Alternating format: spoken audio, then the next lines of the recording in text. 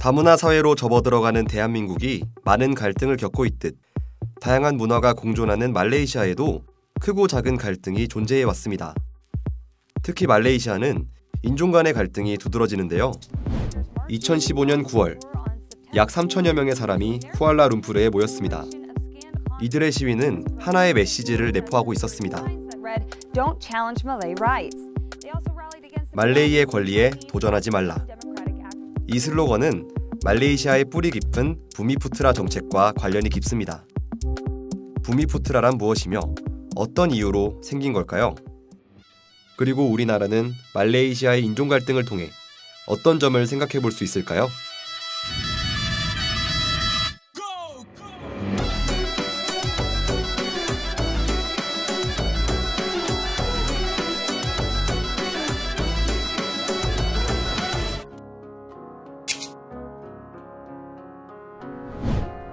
말레이시아 사회를 이야기할 때 빠지지 않고 등장하는 것이 바로 부미푸트라입니다. We talk about the Malays and the Bumiputra people. They are supposedly the people who first came to this country. Bumiputra is the origins. Yes. 이들은 말레이시아 인구의 60%가량을 차지하는 말레이계와 동남아시아의 토착민을 의미합니다. 이런 단어가 등장한 배경은 말레이시아의 식민지 역사와 관련이 깊습니다. 그 도시들을 만든 게 그냥 중국인들이에요. 말레이시아의 땅에 묻혀있는 그 많은 자원이 주석이라는 자원.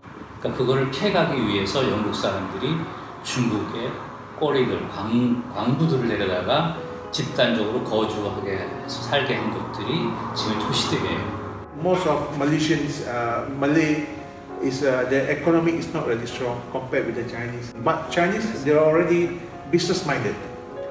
So when you business, you have money, right? That money can buy many things and you can come out with. 1959년 말레이시아의 독립 이후 상공업에 종사했던 중국계에 비해 말레이계는 상대적으로 경제 수준이 낮았습니다. 바로 이들의 불안감을 잠재우기 위해서 말레이 우대 정책이 시작됐습니다. Just that originally, when they came up with this policy, was because the Malaysian government at that time believed in equal opportunity.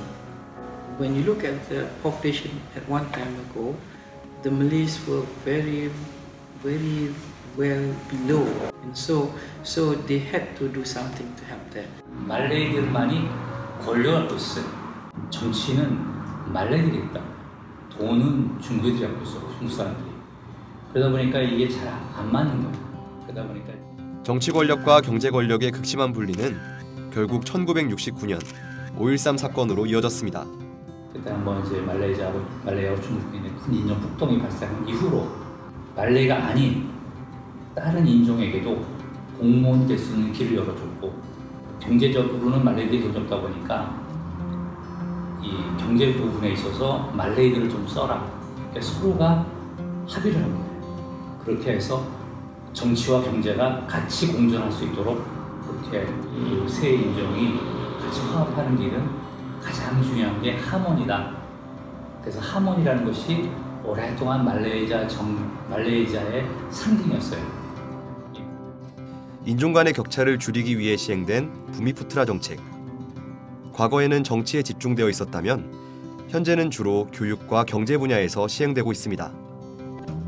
So in government, they have some like, for example, like UITM, definitely for the Malay, because the original set up this university to help Malay people. When we sell the house, also we must have a quota. Like Malay people, they don't have enough money. If they are stay outside, they are not multicultural in one particular area, they become riot. At the end, they become big problem. 집을 살 때 10% 디스카운트를 해줘. 그 다음에 사업을 해서 지원금을 좀 해주고, 이런 정책을 필요로서 지금의 이제 독립할 때 10대 9 정도의 경제가 편중돼 있다 그러면 중국 쪽으로, 지금은 거의 이제 한 45대 55 이렇게 평준화돼 있죠. 평준화되다 보니까. 하지만 예전에 비해 부미푸트라 정책에 대한 반대의 목소리도 커지고 있습니다. 경제적 불평등이 어느 정도 해소되었기 때문에 이전과 같은 차별 정책은 공정하지 못하다는 것입니다. 그럼에도 불구하고 부미푸트라 정책이 계속 유지되어야 하는 이유는 무엇일까요? And when you look at what's happening in the economy these days, actually, you see that the rich are getting extremely rich, but the poor still remain poor, and there's still a lot. And so I guess that even though the government might change things around, but at the end of the day, they have to focus on the poor who need the opportunity but do not have the opportunity for higher education. 이 사람은 100원에 사는데 나는 110원에 사야 돼. 그럼 당연히 개인은 불만이 있죠. 그 불만을 표출하게 되면 사회 문제가 돼요. 그러니까 그 불만을 사회 문제를 일으키지 않는 것이 서로 살아가는 길이라는 것을 인정하는 거예요. Let's say we talk about getting equal opportunity. But sometimes it's very difficult to make everybody happy. 이들은 모두 공정한 경쟁을 강조하고 있습니다. 독립 직후의 경제적 시작점이 다르기 때문에 차이를 인정하고 끌어올려야 한다는 것입니다. 이는 경제뿐 아니라 사회에 존재하는 여러 차별과도 관련된 문제입니다. 시대에 맞지 않다는 여러 비판이 있음에도 불구하고 우리가 부미푸트라 정책을 유심히 지켜봐야 하는 이유는 우리나라 역시 다문화 사회로 접어들고 있기 때문만은 아닙니다. 각자 다른 출발선이 존재하는 사회에서 공정한 삶을 찾는 그들의 고민이 지금 우리나라에게 가장 필요한 것이기 때문입니다.